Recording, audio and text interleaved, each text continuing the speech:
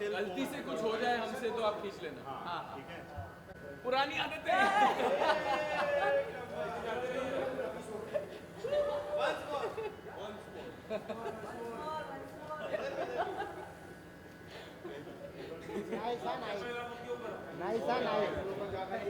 Gentlemen, it's an absolute pleasure having all of you here. Congratulations, wonderful. So, we have such rave reviews coming in from everywhere. We have a few questions for you before I open it for the media. Mr. Givan, may I please begin with you? Homebound has received such a warm response at Cannes and TIFF, and with audiences connecting deeply to its themes and storytelling. As the director, what does this global recognition mean to you personally? And how do you see it shaping the journey of the film as it comes home to Indian audiences on 26th September? Honestly speaking, no, first about the Oscar, I mean, I think it's been, 2 days, and still all of us are in disbelief. We are very, very thrilled, very, very feeling honored and humbled because we feel that the stories of our heartland, our people, are stories that are deeply humane, and it's a call for inculcating empathy and humanity in people and not see the differences between each other. So that is the message that we're going with, and that going on a global stage is a huge thing for us. But having said that, I feel, I mean, Cannes, Toronto, Melbourne, all of these things happened, and we were super thrilled for the claim that we got from around the world. But personally, for me, it being homebound to India is the biggest thing. I mean, that cannot be matched with anything else. We are so eager to see how everyone sees it on the 26th of September. We have made this film for our country. We made this film with absolute authenticity and absolute integrity, and it shows. I hope it shows here, and people appreciate it. Thank you so much. All of us are also looking forward. In fact, a lot of the members here have already seen it, and we can't wait to see it on the big screen on 26th. Ishan, may I please ask you the next one? This film has already made waves internationally, and your performance has been widely praised. What was the most challenging or transformative part of playing this character, and how did the experience at Cannes and TIFF make it even more special? Well, first of all, good morning, everybody. Good afternoon. Thank you for being here. I've been saying this, and I'll not hesitate to keep repeating myself. This is the film that I am the proudest of. मुझे बहुत गर्व है इस film में. और I think for me, the journey has been truly transformative. I wouldn't think it wrong to say transformative, because I think just the worldview that we were able to gather from living this journey with Neeraj Bhai. I've been a fan of his since Masan. I saw it 10 years ago before I started working as an actor. And मेरी इच्छा थी हमेशा से कि किसी एक दिन मुझे मौका मिले नीरज भाई के साथ काम करने का. I wouldn't have imagined it would have been his sophomore feature, his second film. लेकिन जब मैंने तो जाहिर है, मतलब जब मौका मिला नीरज भाई से मिलने का, उनके साथ काम करने का, I was very very excited about it. But जब मैंने स्क्रिप्ट पढ़ी, that's when I realise that this film is much bigger than all of that. It's much bigger than me as an artist, than any of us as artists. And बहुत ज़रूरी film है, बहुत important film है, ना सिर्फ हमारे देश में, लेकिन मुझे लगता है कि आज के ज़माने में इस दुनिया के लिए इम्पॉर्टेंट फिल्म है. एंड एक्सेसिबल फिल्म है. ये किसी एक तरह के ऑडियंस के लिए नहीं बनी गई है. बहुत सोच समझ के नीरज भाई ने बनाई है, so that it can reach people. And we've seen that now. It's been testament to that fact is कि हमने कांस जैसे ऑडियंस के सामने ये फिल्म प्ले की 800-900 लोगों के साथ मल्टीपल स्क्रीनिंग्स में. वहाँ की ऑडियंस बहुत अलग होती है. क्रिटिक्स होते हैं, फिल्म कॉनेजियर्स होते हैं. फिर हमने टिफ़ में ये फिल्म दिखाई, और टिफ़ में 1800 लोग रॉय थॉम्सन हॉल में. ऑर्केस्ट्रा थिएटर है, बड़ा डर लगता है वहाँ जाने में. 3-3 बैल्कनीज होती हैं. लेकिन जिस तरह का रिसेप्शन हमें टिफ़ में मिला, जो बहुत ही अलग ऑडियंस है, मतलब हमें तो लगा गेटी गैलेक्सी में चले गए. हम चिल्ला चिल्ला के प्यार से, हमें तालियों से स्वागत हुआ, लेकिन फिर भी वही रिएक्शन मिला. और 2 दिन पहले हमारी पहली स्क्रीनिंग हुई थी, और कई सारे दिग्गज कलाकार जिनको हम जिनकी बहुत इज्जत करते हैं हम, नसीर साहब थे, जावेद साहब थे, अपर्णा सेन मैम, कौन कौन who you worked with before, and we got the same unanimous heart warming response. So I think ये बहुत ही स्पेशल फिल्म है, बहुत कम होता है ऐसा. मेरे लिए पर्सनली तो मैं जर्नी की बात करूँगा ही. I don't know where to start, क्योंकि हमने जब शुरुआत की थी प्रेप में, हमने डायलेक्ट वर्क शुरू किया. 2-2.5 महीने 3 महीने हमने वो किया, बिकॉज ज़बान बहुत इंपॉर्टेंट एलिमेंट होती है किसी भी कैरेक्टर का. और आई थिंक हम दोनों ने तो इन्होंने बहुत तराशा हमको. श्रीधर दुबे भाई जो इस फिल्म में हैं, डायलॉग राइटर हैं, उन्होंने विकास त्रिपाठी का रोल भी किया है. उन्होंने हमारे साथ डायलेक्ट कोचिंग की 2-2.5 महीने. But the best thing we did was we went to Barabanki together, और हमने कई दिन गाँव में बिताए साथ में. हम लोगों से मिलते थे, उनके जद्दोजहद के बारे में पूछते थे, उनके ज़िंदगी के बारे में, किस चीज़ से उन्हें खुशियाँ मिलती हैं, क्या उनके गम हैं. उठे बैठे and just spend time there. लोगों ने हमें उनके घर में खाना खिलाया, which was it's an experience that goes beyond a film. And when we came back हम एकजुट हो गए थे एकदम. हमारी दोस्ती भी ज़्यादा जुड़ी भी हो गई थी, ताकत हो गई थी हमारी. गाड़ी हो गई थी. लेकिन कुछ अजीब सा स्पिरिचुअल एक्सपीरियंस रहा है इस फिल्म पे, और आई थिंक हम सब बहुत ही इमोशनली अटैच्ड हैं इस फिल्म से. और इस फिल्म का जो शूट का एक्सपीरियंस रहा वो मेरे लिए सबसे स्पेशल रहा है अब तक मेरे करियर में. I don't think I have worked with a director more deeply caring and thoughtful as Neeraj Ghaywan. And मैं अगर इस फिल्म में ना भी होता तो मैं आप सबसे दरख्वास्त करता, प्लीज़ 26 सितंबर को जाके थिएटर्स में देखिए, because I think it's a very special film and I am very proud of this film. मैं और ज़्यादा वक्त नहीं लूँगा, but that's all I want to say. Thank you so much, Ishant. Come across. We are going to wait to see it on 26th. Vishal, can I ask you the next one, please? Yes, please. So you have a knack for choosing emotionally intense and layered roles, and Homebound seems to be no exception. What drew you to this character, and how did you prepare for such depth and authenticity to the role? नमस्ते आप सभी लोगों को. आज नवरात्रि का पहला दिन है, तो सभी लोगों को जय माता दी. और इससे बेहतर दिन नहीं हो सकता था. आई थिंक हमारा काम शुरू करने के लिए, प्रीमियर के लिए मैं बहुत ही खुश हूँ. सबसे पहले तो मीडिया के सभी लोगों को बहुत बहुत थैंक यू बोलना चाहता हूँ कि फ़िल्म के बारे में जो लोगों तक, इंडियन ऑडियंस तक और इंटरनेशनली बात पहुँच पाई है, वो आप लोगों के सपोर्ट के बिना हो ही नहीं सकती थी. तो thank you so much for that, दिल से. और जी, यहाँ पे बैठना मेरे लिए बहुत ही बड़ी बात है, बहुत ही खुशी की बात है.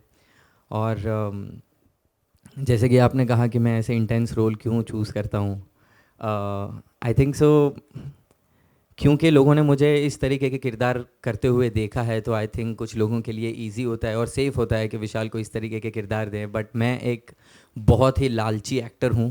मैं दुनिया का कोई भी जॉनर या कोई भी तरीके का कैरेक्टर छोड़ना नहीं चाहता. और ऑटोमेटिकली पता नहीं लाइफ के कुछ एक्सपीरियंस ऐसे रहे हैं जिससे मैं हर एक काम को जब करता हूँ तो कुछ अपने एक्सपीरियंस यूज़ कर लेता हूँ. और वही चीज़ मैंने यहाँ पे की. और इस किरदार को निभाने के लिए आई थिंक मैंने एक गुरु मंत्र का इस्तेमाल किया. और ये मुझे आदित्य चोपड़ा सर ने कहा था जब मैं उन्हें फ़र्स्ट टाइम मिला था. उन्होंने मुझे कहा था कि आप अपने आप को अपने डायरेक्टर के सामने सरेंडर कर दो. और वही चीज़ मैं अभी तक अपनाता हूँ. यहाँ पे भी मैंने सिंपली उतना ही काम किया है. आई डोंट नो उससे ज़्यादा मैंने क्या किया है. नीरज सर को जब मैं मिला, और तब मेरे दिमाग में एक ही था, क्योंकि सर ने इस फिल्म पे बहुत समय बिताया है, इस सब्जेक्ट पे, इस टॉपिक पे. इनसे ज़्यादा knowledge I don't think so फ़िलहाल किसी के पास इतना ज़्यादा डेप्थ के साथ नॉलेज होगा. और बाय प्रूफ वो जो कहते हैं वो करते हैं. और इसीलिए आपको इनकी बातों में और इनकी फ़िल्मों में उतना भरोसा आता है, जो आई थिंक ट्रेलर से, और ना कि सिर्फ इंडियन ऑडियंस बट जहाँ भी हम टिफ में, मेलबर्न में और कैन में गए, वहाँ पे सेम रिस्पांस था. क्योंकि यूनिवर्सली एक्सेप्ट किए जाने वाले फैक्ट बताते हैं सर. और यहाँ पे मेरा सिर्फ यही था कि सर ने जैसे कहा, जो हमें एक राह बना के दी, मैं और ईशान, जानवी, हम सभी लोगों ने सिर्फ आई थिंक मेरे अकॉर्डिंग सिर्फ इतना किया कि उन्होंने जो कहा वो हमने किया. और सर कभी भी नहीं चाहते थे कि हम सिर्फ एक्टिंग करके छोड़ दें. उन्हें नहीं अच्छा लगता अगर हम सिर्फ परफॉर्म करते और हम डायलॉग बोल के सब कुछ कर लेंगे. आई थिंक ये एटीट्यूड उन्हें पसंद नहीं है. वो चाहते हैं कि हम किरदार को समझें, हम किरदार को जिए. और इसीलिए हमसे जो कुछ हो पाया हमने किया. फिज़िकली अगर मैं कहूँ तो मैं 9 से 10 किलो वज़न मैंने कम किया। ईशान ने 5-6 किलो वज़न कम किया। आई थिंक किया था 10 किया था। हाँ, मैंने सोचा ज़्यादा क्रेडिट मैं ले बस लेता फर्क हूँ। इतना है कि 10 किलो कम करने के बाद जहाँ इसने शुरुआत की थी वहाँ मेरा खत्म हुआ। मैंने सोचा थोड़ी ज़्यादा क्रेडिट ले लूँगा अपनी, बट चिल बॉडी के लिए नहीं था ये, इसके लिए था कि ये लोग मसल लूज करें, जो जिम बॉडी वो लूज करें, ताकि ये लोग लगे कि ये गांव में रहते हैं वैसे वगैरह। जी आप लोग ये ना सोचे कि इन लोगों को बीफ अप किया है। नहीं तो ये तो फिज़िकल फैक्टर हो गया, बट इमोशनल लेवल पे भी हमें इस किरदार को समझना था। तो हम गांव जाते थे, वहाँ के लोगों को मिलते थे, जहाँ चंदन कुमार रहता है, जहाँ शोएब रहता है, शोएब अली। वो जहाँ जिस घर में रहते हैं वहाँ हम रुके, वहाँ का खाना खाया, वहाँ पे लोग कैसे बात करते हैं ये समझने की कोशिश की। तो आई थिंक ये चीज़ है। और एक और बहुत ही इम्पॉर्टेंट बात मुझे ऐसा लगता है कि हम एज एन एक्टर सिर्फ फेस ऑफ द फिल्म है, और हम अपनी फिल्म को रिप्रेजेंट करते हैं अपने फेस से, बातें करते हैं, आप लोगों से मिलते हैं, बट ये किरदार जब स्क्रीन पे इतना अच्छा लगता है, उसके पीछे एक बहुत ही इंपॉर्टेंट फैक्टर है, वो है टीम वर्क। जब आप ट्रेलर देखते हैं तो जिस इम्पैक्ट के साथ वो बताया जाता है, जब फिल्म देखते हैं तो उसमें जो लाइट लगी है, जिस तरीके से डीओपी ने काम किया है, वहाँ पे मेरे साथ जो स्पॉट दादा हमें चाय देते हैं, लाइट दादा जो सुबह से रात तक मेहनत करते हैं और सेट पे हमसे पहले आ जाते हैं, हम हमारे बाद जाते हैं। तो आई थिंक उन लोगों का जो कंट्रीब्यूशन है वो एक बहुत ही बड़ा कंट्रीब्यूशन है। और हमारी फिल्म एग्जैक्टली इस बारे में बात करती है, जिन्हें रिकग्नाइज़ नहीं किया जाता, एक्नॉलेज नहीं किया जाता, हम उनके बारे में बात कर रहे हैं। तो आज ये मौका मिला है, तो मैं उन सभी लोगों को थैंक यू बोलना चाहता हूँ जो इस फिल्म के साथ जुड़े भी हैं, या फिर जिन्होंने शायद इंस्टाग्राम पे ही सही सिर्फ एक लाइक भी किया है, तो वो भी एक बहुत ही बड़ा सपोर्ट माना जाता है। तो I really appreciate that, acknowledge that, and I am so thankful कि इतना प्यार मिला। और आई थिंक ओवरवेलमिंग एक्सपीरियंस था। Thank you so much, thank you. Thank you so much, Vishal. इसी के साथ हमारे जो प्रिय मीडिया और press members to you to ask in the questions that you have. We have mics that are just coming to you. Hello, Mr. Neeraj Gaiwan. I want to ask you, there's several issues that you have tackled in the film: religion, caste, then patriarchy. That's very interesting. That angle was very interesting. And then you have COVID coming later. So what was the most challenging for you, tackling so many issues in one film? Challenging, I would say, it wasn't like, let's say this also. That's, it was just that these two boys, it is based on a true story, as you all know, and these two boys existed for real, and that's how Basharat Peer took that and wrote this seminal piece for the New York Times. So we picked up from that, but then because they couldn't be just hollow tokens, they had to be fully fleshed out, and also since it had to be that way. So my thing is that when I write or direct, I have to make it my own. Otherwise, I find it very difficult to feel for it. I have to feel for it. I have to so then I actually went deep dove in my own childhood, my own teenage, and try to understand what I went through. Because a large part of my life I've been passing and masquerading as upper caste member, and then I came into my own. So this is sort of similar to how Chandan's arc has been. So the idea has been not to snuff it with too many issues or whatever. This came organically, and also it is also okay, fine. I'm from a particular community, but I can't be presenting it like one goodie whatever. So I had to also call out my own thing, and this happened because I grew up in a patriarchal household. So I had seen how my sisters were favored more than me, and that shame I carried for a long time. The shame of hiding my identity and passing off as someone else, I had to put it out on film. Yeah, I was favored more than my sisters, and like they would tell my nephews and nieces were told that your Neeraj Mama was very cute, and that's why we were favoring. But no, I realized that it was not because I was cute a little bit. It was just because of male. So I had, and actually, it's also my real sister's name, Vaishali. So she saw it yesterday, and she felt like I didn't realize all of this, and she was quite overwhelmed. So yeah, so it's not by design, but it's by organically how you can't put characters as just unidimensional that. And also we each of them, like either Shoaib's character or Chandan's character, they're not monoliths. They're they have to have some three-dimensionality to them. They need to have flaws. They need to have, they can't just be like hard-working, very jujharu people. They should also have some innate flaws in them. So that was the whole idea. Yeah, I'm Rajiv Vijayakar here. The jury which selected this movie for the Academy Awards. Yeah. And of course, congratulations for the movie. My question was a little, the only thing I'm not very clear about the film is how did that New York Times article transform into this film? What was the process? See, the New York Times article was actually the climax of the film, because that article was just the climax, that what happens when these boys take that journey from Surat to their home. So that's why it's called Homebound. And that, I mean, my penchant for realism and my adherence to journalism and my respect for journalism is that I didn't want to tamper with that story. So that bit, of course, it's a bit dramatized from what the actual story was. Like the actual final event did not happen on the road; it happened in a hospital. But I took those liberties to enhance the drama. But that entire section was not tampered with much. But the challenge for me was that if you have that, it's like you have the climax and now you have to build an entire story, entire world, entire characters. I did meet with the surviving families, and but then so much has gone on in their lives that they couldn't open up much. So yes, I did. We traveled. So me and Basharat also had this journey, like the Shoaib and Chandan. We went to the village, and it was simply heartbreaking. Mohammed Sayyub and Amrit, these were the two people. And I went to Amrit's house, and it was heartbreaking. It was simply heartbreaking. And since you all have seen the film, I must tell you that it is my wishful thinking of I want to put out marginalized communities, and the only way to escape is education. That's the message that I'm giving out.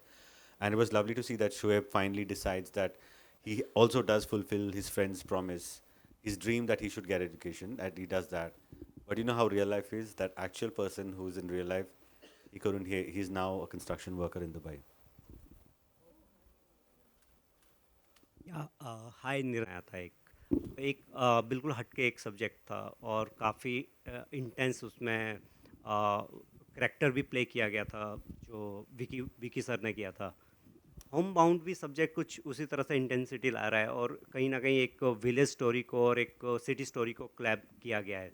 तो first of all मेरा question ये है कि इसमें जब casting किया जा रहा था ईशान और विशाल के करैक्टर्स के लिए तो क्या आपका थॉट प्रोसेस था कि ये परफेक्ट कास्टिंग रहेगी इस करैक्टर के लिए, शोएब और उसके लिए चंदन?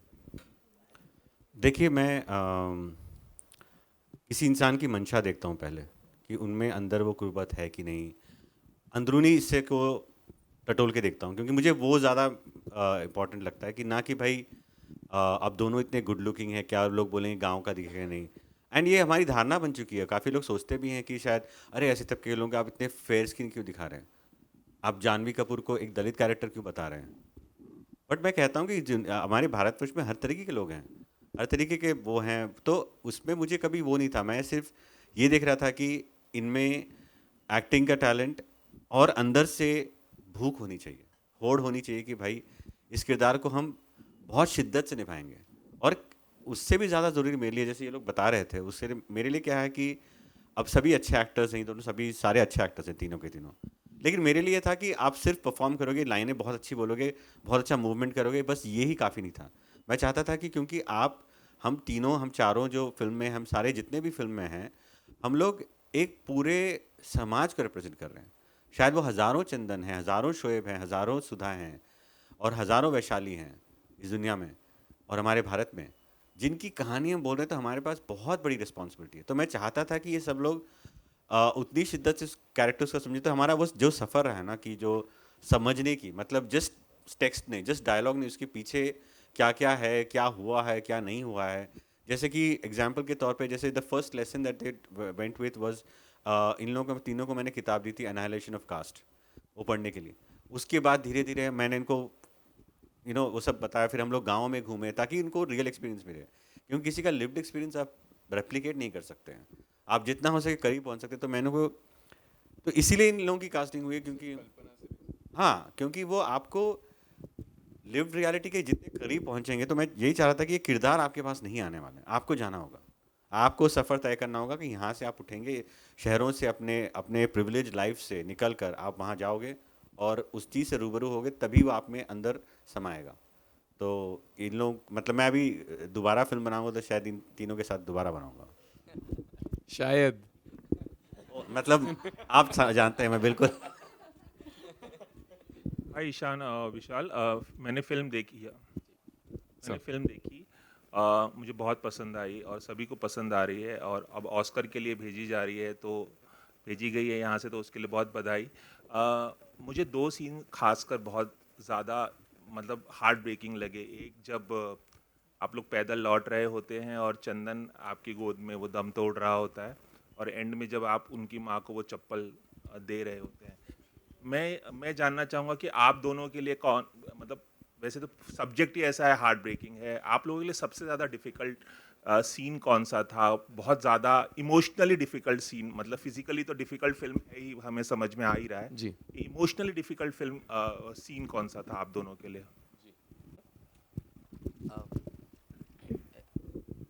आई थिंक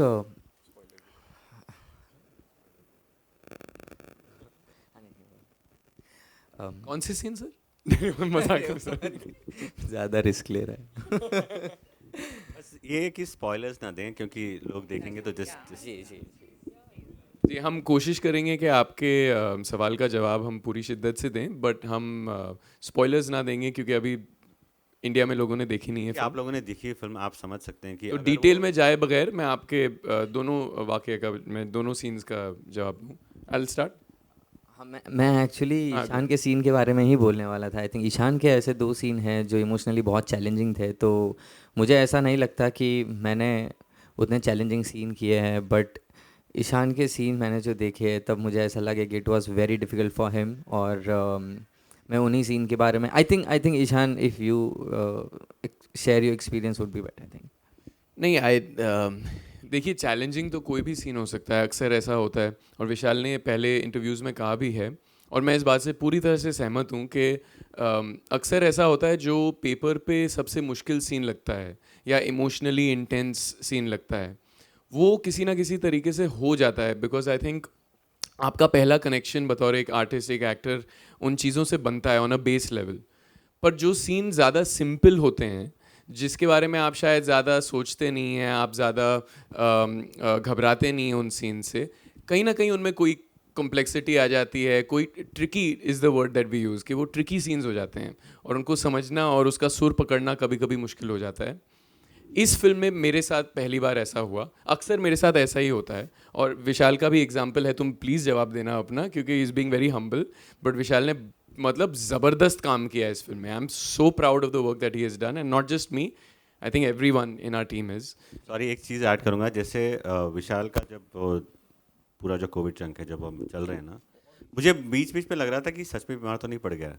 एक बार देख लो, क्योंकि वो सच में इतना इसने रियलिटी से वो किया है ना, मतलब मैं चेक कर रहा था कि ये ठीक है ना। और एक छोटा सा मैं इसमें ऐड करने की एग्जांपल दूंगा, एक सीक्वेंस है फिल्म में, उसी वॉक में, जब फिजिकल एक रिएक्शन आता है इनका, तुम्हें पता होगा मैं किसकी बात कर रहा हूँ, ज़रा ढूंढिएगा उसको फिल्म में। इतना कमाल किया है इसने, हमको वाकई में लगा था कि ये शायद बीमार पड़ गया, तो और भारी भी था यार उठाने में, बट 9 किलो कम करने के बाद भारी था। हाँ मैंने भी तो कम किए थे। सामान भी था साथ। तो ये है कि पहली बार मेरे साथ मेरे करियर में ऐसा हुआ कि जो सीन पेपर पे सबसे मुश्किल था, वो ही साबित हुआ सबसे मुश्किल मेरे लिए परफॉर्म करने में, और वो वही सीन है जिसका आप जिक्र कर रहे हैं। आई थिंक कि एक तरह से देखा जाए तो पूरी फिल्म उस पर कहीं ना कहीं हिंज कर रही थी। फिल्म का जो वज़न था उस सीन पे बहुत भारी था, और चूँकि वो सीन असली आर्टिकल से लिया गया है और बेस्ड इन रियलिटी है, तो एक जिम्मेदारी और भी बढ़ जाती है कि हम उसको पूरी ईमानदारी से परफॉर्म करें और मैनिपुलेट बिल्कुल भी ना करें।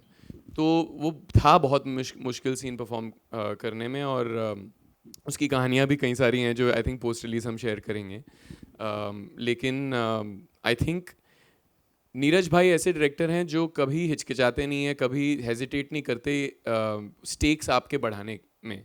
वो कह भी देते हैं कि देखो यार ये मेरी पहली फिल्म में मजीदी सर मेरे साथ किया करते थे और मैं एक जवान एक्टर था, मेरा क्राफ्ट रॉ था, लेकिन मुझे डरा डरा के भी करते थे and that was not the intention, but he would always say कि ये बहुत ज़रूरी सीन है and we can't take it for granted and we can't be lax on this. तो आई थिंक हम दोनों डरे हुए थे इस सीन को लेकर कुछ हद तक, लेकिन आई थिंक जिस तरह का माहौल नीरज भाई के सेट पे होता है, every thing is supporting the actor, everything. एक चीज़ मैं कहूँगा, गेट कीप नहीं करेंगे इस चीज़ को, एक प्रोटोकॉल है इनके सेट पे जिसको ये कोड 360 बुलाते हैं। तो कुछ ऐसे सीन्स हैं जो बहुत इंटेंस सीन होते हैं जिसमें कोड 360 लागू हो जाता है हमारे सेट पे। द फर्स्ट एडी सेज के कोड 360 एक्टिवेटेड, तो सारे यूनिट के मेंबर्स हैं, वो जो सीन का जो टोन है, सीन का जो सुर है, उसमें फंक्शन करने लगते हैं, उसी सुर में काम करने लगते हैं। तो कहिए एक इमोशनल सीन है तो लोग ज़ोर से बातें नहीं करेंगे, एक्टर को बिल्कुल भी छेड़ेंगे नहीं, एक्टर से बातें नहीं करेंगे, क्लैप भी अगर दी जाएगी तो सॉफ्ट क्लैप दी जाएगी शॉट से पहले। अगर गुस्से वाला सीन है तो क्लैप हार्ड क्लैप तो होगी। ऐसे क्लैप जो सीन का टोन है, इमोशन है, उसके हिसाब से देना है, उसी टोन में देना है। तो इन चीज़ों से बहुत फ़र्क पड़ता है। नीरज भाई म्यूज़िक भी यूज़ करते हैं जो मेरे लिए सबसे बड़ा बोन है। अगर मेरे करियर की शुरुआत से कोई एक प्रोसेस है, क्योंकि मैं मानता हूँ कि हर फिल्म के हिसाब से प्रोसेस आपको बदल लेनी चाहिए, एक्टर की प्रोसेस फिल्म पे कभी हावी नहीं होनी चाहिए। लेकिन अगर एक कोई ऐसी चीज़ है जो मैं पर्सनली हर फिल्म से एक एज ए रिचुअल करता आया हूँ, वो है यूज़ म्यूज़िक। तो मुझे जब पहला पेचेक मिला था मेरी पहली फिल्म पे बियॉन्ड द क्लाउड्स में, तो मैंने उसका इस्तेमाल एक छोटा सा स्पीकर ख़रीदने में ही किया था और उसी फिल्म में मैं यूज़ कर रहा था। वो स्पीकर मेरे वैन में रहता था या फिर हेडफोन्स लगाए होते थे। और म्यूज़िक से मुझे लगता है कि इमोशंस जो होते हैं, भावनाएं होती हैं, वो कहीं ना कहीं वो उभर के आ जाती हैं बाहर। That's my feeling and I think it's a very simple thing to get out of your head. अक्सर हम ओवर थिंक कर लेते हैं, जब अटक जाते हैं अपने खुद के थॉट्स में, तभी रुकावट आती है सीन में फ्लो करने में।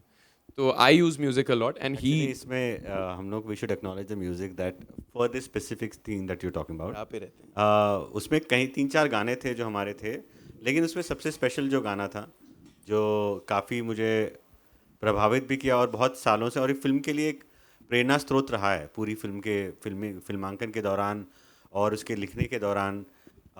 मैं सुबह उठ के मतलब 4 बजे उठ के लिखना शुरू करता था और कुछ नहीं आता था, वो गाना सुनता था तो कहीं एक मिल जाती थी। वो था राह पे रहते हैं, जो गुलजार साहब ने लिखी है, आर डी बर्मन, नमकीन पिक्चर का गाना है। तो ये इतना हम लोगों को, मतलब मैंने ईशान बहुत सुनने लगा था, मैंने बोला तुम मत सुन क्योंकि वो क्लाइमैक्स के लिए रख, उसको यूज़ मत कर ज़्यादा। तो Sorry to interrupt. Last 2 questions. Hi, बहुत ज़्यादा अंग्रेजी ले रहे हैं। I have a question here. Hi, I have a question here. I'm Princey from the People Bazaar. I've been Hi, cheering hi, for a film on my Instagram. My question is to all three of you. The film has been received very well across all international platforms, and now it's pitched for yet another bigger international platform. What do you think is, what would you want the biggest takeaway that the global audience take from this film? I think it's a cumulative answer that all of us will agree. It's empathy. We really want, and that's our core message, that we want. You know, there are many kinds of people, many kinds of communities and everything, but I think it's eventually people failing people. So our entire goal has been making this film is that people that don't look like you, that don't talk like you, that don't think, that have different worldviews and value systems, and also maybe ideologically different. I'm saying that we should have empathy even for those, because it's gone on too much that there's so much hate and there's so much of disdain for each other that it's about time across the world that we just stop and take a beat and maybe have a conversation, a dignified conversation, and engage in dialogue and not engage in, you know, aspersions and like squabbles and stuff. So that's my entire. You guys want to add? Seconded, ma'am. And I think just to add to that, sometimes it's not necessary to accept another person's way of living, ideology, way of thinking. You do not have to accept it as your own or accept it at all. Sometimes it's enough to just lend a ear and listen and have the tolerance, or I don't even like the word tolerance because intolerance क्यों ही होनी चाहिए. I feel just to have the openness of heart to just listen and yeah, make space for the other person. That's it. I think sir ने और ईशान ने हर एक चीज़ बता दी.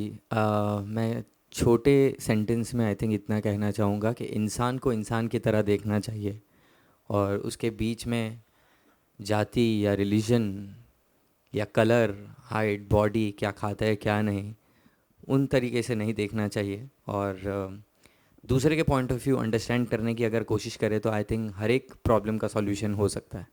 प्यार को प्यार रहने दो, रिश्तों का इल्ज़ाम न दो. हाँ. अगली फिल्म में सर डायलॉग सारे लिखेंगे. नहीं, गुलजार साहब 2 बार हो गया. Hello, sir. This is Rujita from Filmfare. This is for Neeraj, sir. So this is your second feature film in 10 years. So What took me to 10 years? yes, why I this? know Because that you're such a question. great filmmaker. But were you waiting for something that that felt worthwhile, that excited you? Why this wait? Honestly, for the past 10 years, I've been trying to answer that question myself, and I've not got that answer. But what has come to me is that I think I'm extremely and deeply hungry to make something that forces my inner. I mean, it makes me get out of bed and just scream and want to make it. So it's not at all as per what people would imagine. That it's not an aspiration for greatness. It's just that it has to move me. It has to make me feel part of a larger cosmos, a larger conscience that is beyond our existence. And if I can add and contribute to any way, that was the entire aim. So I did tour around the country. I was at a point obsessed with wanting to make a film on farmer suicides. Or there was a biopic that I was about to make. So then I also made some couple of shorts and TV shows that I've done. But yeah, nothing moved me. Like, the biggest thing that I feel about this film that drove me was friendship as a vessel. The vessel of friendship that you can talk about so many things. And actually there's no substitute for that in English, but I would say that Hindi में बोलते हैं कि जो मित्र और मैत्री, तो उसका बहुत फ़र्क है. तो ये फिल्म मैत्री बता रही है कि उसके दोस्ती के माध्यम से आप काफ़ी चीज़ों का मेटाफर लेके, आप यूफेमिज्म लेके बता रहे हैं कि 2 दोस्त ही नहीं, 2 परिवार, 2 गुट, 2 समाज, और जो हमारा जो फासला है जो अर्बन और पुअर का भी, हम सबको एक जगह एक पॉइंट में सोच के मैत्री लानी चाहिए. Hi Neeraj, here. Hi. Look at this film because last time we had seen Lapata Ladies, how Amir and Kiran went all over the world promoting the film for the Oscars, and this time, what are you guys planning? Right now it hasn't even sunk in, so I don't even know. So we've said that okay, let's park it, let's figure out. But for now, let's soak in the release. So 26 September. After that is when we want to think of anything. Great.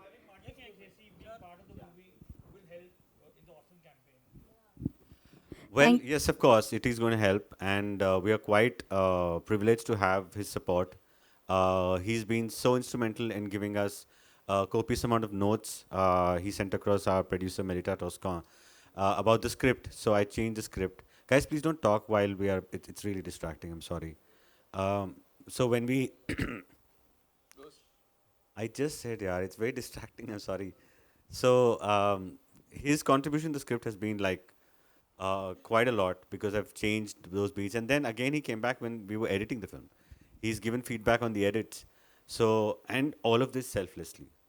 I don't think any person, I mean, that's the reason why he's the biggest filmmaker around the world. So we are good. आपका सवाल था.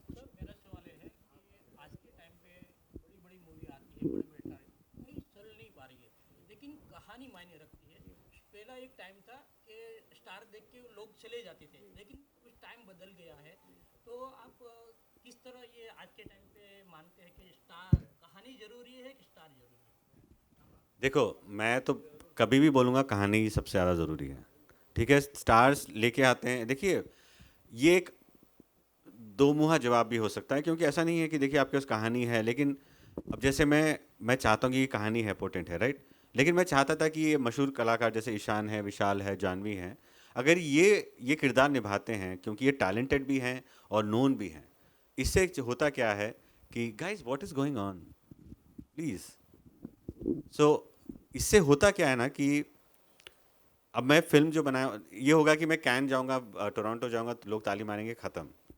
लेकिन अगर मैं चाहता हूं कि ये फिल्म उन तक पहुंचे जिनके बारे में ये फिल्म है, मुझे इनका सहयोग लगेगा और वो बहुत काम आएगा, तो मैं क्यों ना लूँ, मैं उस पर वो मानता हूँ। लेकिन having said all this, I feel जैसे वरुण ग्रोवर ने एक फिल्म में लाइन लिखी है, कहानी फिल्म का बाप होता है, वो बात सही है। Thank you so उन्होंने much. राइटर लिखा था सर, लेकिन same thing. Thank you so much. Ladies and gentlemen, this film has traveled across the world and finally, it's homebound. 26th September. May I please thank all of our wonderful gentlemen. Thank you so much for joining us here. A huge congratulations. And I'm sure our lovely photographers are waiting for the जी, pictures. before we finish, I just want to make a very sincere urge to all of you. आप सब में से जिसने भी film देखी है या जो भी देखने वाले हैं, अगर आपको पसंद आए तो प्लीज़ हमारा सहयोग करिए इस फिल्म के बारे में अवेयरनेस स्प्रेड करने में। ऐसी फिल्में बहुत कम बनती हैं। मैं तो 7-8 साल अपने करियर में मैं प्यासा भूखा इंतज़ार कर रहा था कि कोई ऐसा किरदार मिले, कोई ऐसी कहानी मिले, लेकिन सर खुद 10 साल रुके हैं। And I just want to add to the question that you asked about sir, ये ऐसी फिल्में इसलिए बनाते हैं because he walks the talk. वो जो प्रैक्टिस करते हैं, वो जो प्रीच करते हैं, वो प्रैक्टिस करते हैं। वाकई में बहुत ही जेन्युइन इंसान हैं।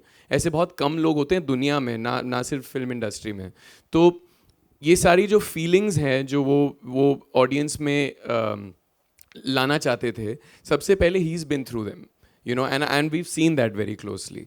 तो ये बहुत ही फेल्ट फिल्म है, बहुत ही दिल से आई है। और हमारी but you know that intention doesn't always translate, and for that you need an excellent filmmaker, and I think Neeraj भाई कमाल के डायरेक्टर हैं, लेकिन उससे भी बढ़कर फिल्म मेकर हैं, और फिल्म इनकी दूसरी आ रही है 10 सालों बाद। तो प्लीज़ हमारी मदद कीजिए in spreading the word. Homebound 26 सितंबर को आ रही है सिनेमा घरों में, please. Sorry, I am also gonna add some really important thing. देखिए, ये मतलब मैं अभी डायरेक्टर की पदवी से बाहर निकल के मैं एक बार इस फिल्म को देखना चाहूँगा, तो मैं बोलूँगा कि आप सब ने फिल्म देखी है और आप सब पत्रकार हैं। मैं भी किसी ज़माने में पत्रकार था, तो मैं पत्रकार की इंटेग्रिटी को समझता हूँ और आपकी फ्रीडम को मैं समझता हूँ। लेकिन मेरी ये गुजारिश है कि आप लिखें, बखूबी लिखें, बहुत प्रमोट करें हमारे लिए बहुत अच्छी बात है। लेकिन जो लास्ट का जो सीन है वो मेरे अगेन मैं कह रहा हूँ कि मैं डायरेक्टर से बाहर निकल के बोल रहा हूँ कि शायद प्रॉब्ली लास्ट कुछ डेकेड्स में I would say I have seen such a performance come out from an actor with the climax seen that is done. And you know, अगर आप स्पॉइलर दे देते हैं कि उसमें होता क्या है, यू नो, आप लोगों को जो एक्सपीरियंस हुआ है शायद उन लोगों को ना मिले, तो you will rob them of that experience. So I would request to not talk about that thing. You can definitely talk about that performance for that scene, but not what happens in it. Thank you. मैं भी, अब सब ने कहा है तो मैं भी थोड़ा सा लेफ्ट आउट फील ना हो मेरे को।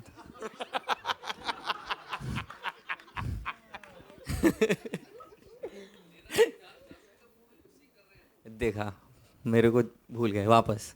नहीं, मैं एक बात ज़रूर कहना चाहूँगा।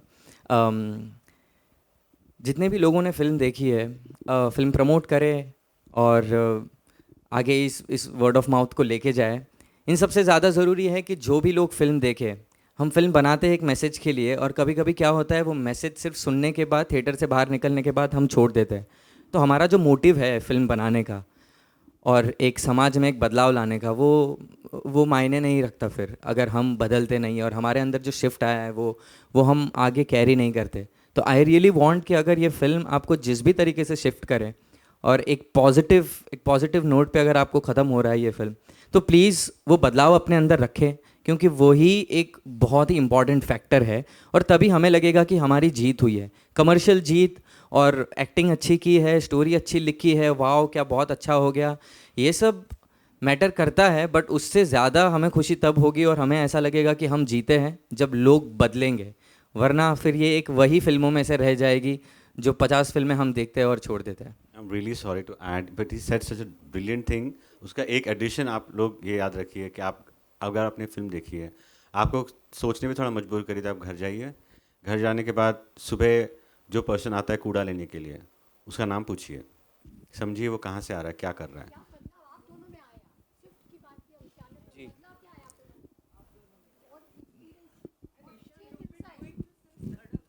क्या चीज़ ma'am? What change has come? अच्छा सो सबसे पहली चीज़ मैम जो मुझे बहुत खूबसूरत लगी, नीरज भाई किसी भी फिल्म को शुरू करने से पहले एक टीम मीटिंग करते हैं। तो हमारे फिल्म के जो पहले 3 दिन थे उसमें ज़्यादातर मेरे जो ऑफिस के सीन्स थे वो थे, तो मैं थोड़ा जल्दी पहुंच गया था वहाँ पर, तो मैं बैठा उस टीम मीटिंग में, और जिस तरह की चीज़ें उन्होंने अपनी टीम के साथ शेयर की कि इस तरह से हम काम करेंगे दोस्तों। सबसे पहली चीज़ तो ये, किसी को भी अपने से नीचा नहीं समझते। There is genuinely no hierarchy on this set. Hierarchy सबसे पहले तोड़ते हैं वो। कोई बड़ा नहीं है, कोई छोटा नहीं है, कोई स्पॉट दादा नहीं है, कोई लाइट दादा नहीं है। आप प्लीज़ उनको नाम से पुकारिए। Everybody is an equal contributor to the film. अगर किसी के पास किसी चीज़ के बारे में कोई ख्याल हो तो वो बेझिझक जाके इनसे पूछ सकता है। मैंने देखा है खुद। और अगर कोई अपने हेजिटेशन से नहीं पूछ रहा तो वो उनको खींच के बाहर लाते हैं कि यार रिजवान बेटा इधर आना। कोई प्रोडक्शन असिस्टेंट हो, अगर कोई आर्ट असिस्टेंट हो, तो क्या लगता है यार इसके बारे में ऐसा बताना। वो उनको सबसे ज़्यादा समझ है उनको क्या फिल्म बनानी है, लेकिन वो सुनते सबके हैं। And that's a very rare quality. I don't see that. That's why I say practice what you preach, you know. I see him do that. Everybody is humanized on his set. वो हमारे set पे we had a consent about, firstly it was about, it has to be a more than 50% women crew, and they can't be just token crews, they have to be HODs. That has been, that is what I've followed for many years. मैं जो भी काम किया हूँ उसमें it is a clear mandate to have that. It is a mandate to prefer people who are mostly ignored. It could be Dalit, Muslim, LGBTQI. So I try to prefer people who are equally talented who come on board. And also, जैसे ये standard diktat था, everybody, that you have to address each other with name. You cannot address them as spot dada, setting, lighting, वो नहीं होगा, tailor नहीं बोला जाएगा. और उनको आपस में, like if you say, then you'll have to, crew को बोला गया था कि आप पूरे practice करो. आप नहीं बोल, अगर बोलेंगे तो this is not done. And of course safety is primordial. लेकिन ये जो इंक्लूसिविटी की आप बात कर रही हैं, जो पूछ रही हैं मैम, अब वो हम वो सीना फाड़ के दिखा तो नहीं सकते आप। For me I think the biggest change has been social awareness, because I feel के it's not enough just to have good intentions. I think अगर आप इस समाज का हिस्सा हैं और अगर आप प्रिविलेज्ड हैं कि आप कहीं किसी ना किसी तरीके से इन्फ्लुएंस कर सकते हैं, तो आपकी जिम्मेदारी बनती है कि आप सोशली अवेयर रहें। And I have learn that so much from Neeraj भाई। वो अपने माध्यम का इस्तेमाल सिर्फ एंटरटेनमेंट के लिए बिल्कुल कर सकते हैं, बट वो नहीं करते हैं। वो इस तरह के इंसान हैं, if he saying something in his film, you can be sure of it कि उन्होंने in outside of the film भी कॉन्ट्रीब्यूट किया है इन चीज़ों को। And I think that's a very beautiful thing. मेरे पहली फिल्म के डायरेक्टर ने मुझसे सबसे पहली चीज़, मुझे एक गुरु मंत्र मुझे मजीदी सर ने दिया था कि मैं जानता हूँ कि तुम अच्छे एक्टर बनना चाहते हो, अच्छे आर्टिस्ट बनना चाहते हो, सबसे पहले बंदे बन जाओ, सबसे पहले अच्छे इंसान बन जाओ, जो भी तुम चाहते हो वहाँ से आएगा। So it was reassuring for me, it pushed me in that direction again, that you do not have to be a megalomaniac to be able to do this job and be in this industry and be successful. So I'm very proud of this film and the journey of this film, ma'am, and I'll try and be more aware as I go forward. तो बहुत कम ऐसी फिल्में होती है जो करने के बाद, जिसका किरदार निभाने के बाद आपके अंदर एक चेंज आता है। वैसे तो हर एक किरदार आपके अंदर कुछ ना कुछ बदलाव लाता है, कुछ आपसे लेता है और कुछ आपको देता है, बट इस फिल्म में हम एक बहुत ही इम्पॉर्टेंट मुद्दे पर बात करते हैं जो कि मुझे बहुत ही यूनिवर्सल लगता है। हर एक लोग अपने अपने मायने में, अपने अपने एक्सपीरियंस से किसी ना किसी तरीके से खुद को एक्सेप्ट नहीं कर पाते, खुद की आइडेंटिटी को एक्सेप्ट नहीं कर पाते। तो इस फिल्म से मैं अपने आप को ज़्यादा एक्सेप्ट कर पाया हूँ और ये बदलाव मेरे अंदर नीरज सर ने लाया है। एक मुश्किल से बहुत सारे लोग गुज़रते हैं, स्पेशली इंडिया में, जिन्हें इंग्लिश बोलना बहुत अच्छे से नहीं आता, और सभी लोगों के सामने जब ऐसे स्पॉट पे आ जाते हैं जहाँ पे बहुत ही फ्लुएंट तरीके से इंग्लिश में बात की जाती है, तो हम लेफ़्ट आउट फील करते हैं, स्पॉट पे आ जाते हैं और डर लगता है, क्योंकि लोग क्लास से जज कर लेते हैं आपको कि आप इंग्लिश बोलते हो तो आप एक क्लास के लोग हैं, और अगर आप हिंदी में बात करते हो तो फिर आपको उस नज़र से देखा जाता है कि यार ये तो शायद ऐवे ही है। मे बी आप उतने ही टैलेंटेड हो, उतने ही डिज़र्विंग हो, बट आपकी लैंग्वेज के कारण आपको अलग तरीके से जज किया जाता है। और ये जो डर था मेरे अंदर, मुझे कभी भी नहीं पता था कि ये डर कहाँ से आ रहा है, मुझे कौन सा लाइन चूज़ करना चाहिए, मुझे किस राह पे कदम बढ़ाने चाहिए, मुझे नहीं पता था। और इसके पीछे एक ऐसा छुपा हुआ रीज़न था जो मुझे नहीं पता था, वो था एक्सेप्टिंग योरसेल्फ। तो मैंने जब अपने आप को एक्सेप्ट कर लिया कि यस मैं ऐसा नहीं हूँ, मेरी अपब्रिंगिंग ऐसी नहीं रही है, मेरी लाइफ के एक्सपीरियंस, मेरे मम्मी पापा मुझे उतने अच्छे स्कूल में एजुकेशन नहीं दे पाए हैं, बट वो जो कर पाए हैं वो ये है, और इसी के वजह से मैं आज यहाँ पे बैठा हूँ। तो मुझे नीरज सर ने यही कहा था कि तू यहाँ पे जब है तो तू सिर्फ इसी वजह से है क्योंकि तू जितना है उतना ही है, तो उससे कम होता तो भी शायद यहाँ नहीं होता, और तू इससे ज़्यादा होता तब भी शायद यहाँ नहीं होता। तो अगर मैं बहुत ही क्लासी और बहुत ही कूल डूड तरीके से बिहेव करता तो शायद मैं इस फिल्म का पार्ट नहीं होता, आज हमारी फिल्म ऑस्कर में नहीं गई होती। तो आई थिंक एक्सेप्टिंग योरसेल्फ, तो ये वास्तविकता में तुम जो हो, जो अंदर से हो, बस वो ही है, इसीलिए तो हम तुमको चूज किए, तो वो उसको कभी नहीं छोड़ना है। Thank you, fantastic, thank you so much. और इस बात का सबूत ये है कि ये बड़े बड़े थिएटरों में 2600 कैपेसिटी की थिएटरों में बैठ के, टोरंटो में, कांस जैसी जगहों में अपनी भाषा में उसने अपनी बात में बात होनी चाहिए, चाहे वो कोई भी ज़बान में हो। तो इसने अपनी बात कही और थिएटर तालियों के गूंज से भर गया था। सो बात में बात होनी चाहिए, because he speaks very well. And also that's why ma'am we made this film, we made a very rooted Indian film. हमने अवधि हिंदी में फिल्म बनाई है, हमने अंग्रेज़ी में फिल्म नहीं बनाई है फेस्टिवल्स के लिए, और फिर भी वो बात उन तक पहुंच गई। सबटाइटल्स हो जाते हैं बट बात उन तक पहुंची। Fantastic ladies and gentleman, with that हम कहानियाँ तो रोज़ देखते हैं, लेकिन एक ऐसी कहानी जो बदलाव लाए कभी कभी आती है। ऐसी कहानी 26 सितंबर को हमारी जो फोटोग्राफर्स हैं, all of our esteemed media members, we have the photo opportunity happening now. Thank you once again for joining us here. It's an absolute pleasure having your company at this wonderful gathering this afternoon.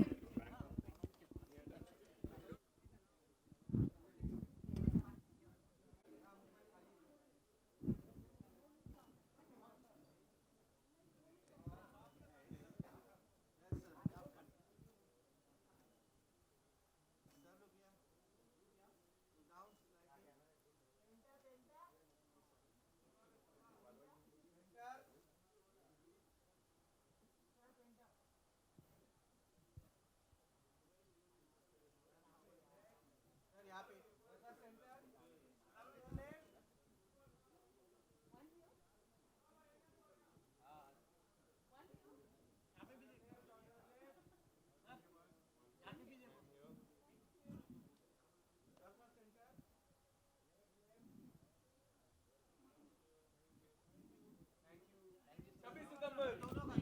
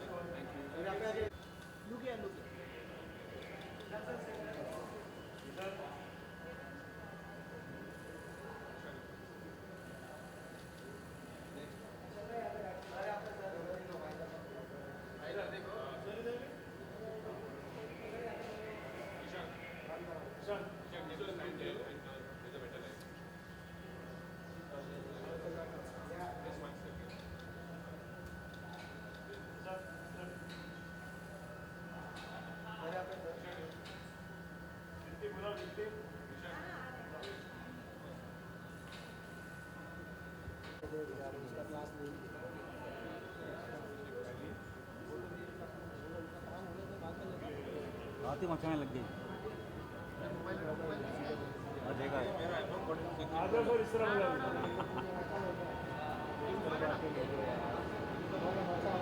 आइए इधर गले में ऐसे sir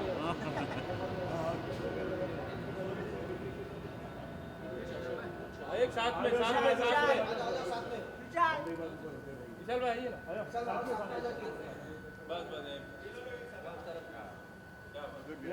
बस यार तो करो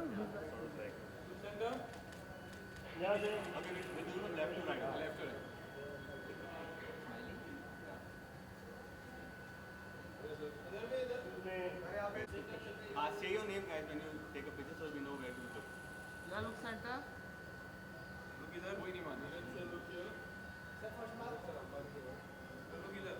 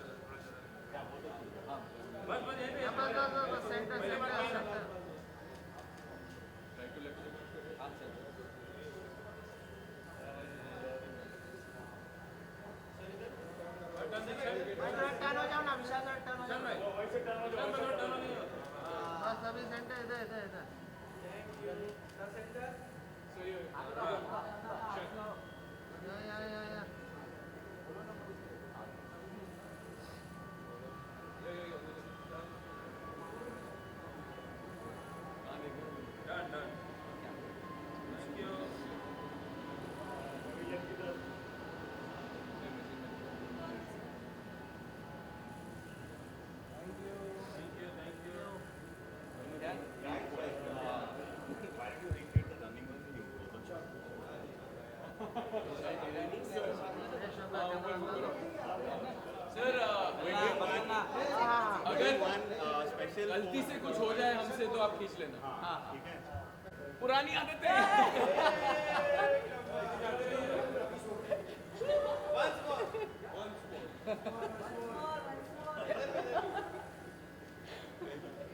Nice, nice. Nice, nice.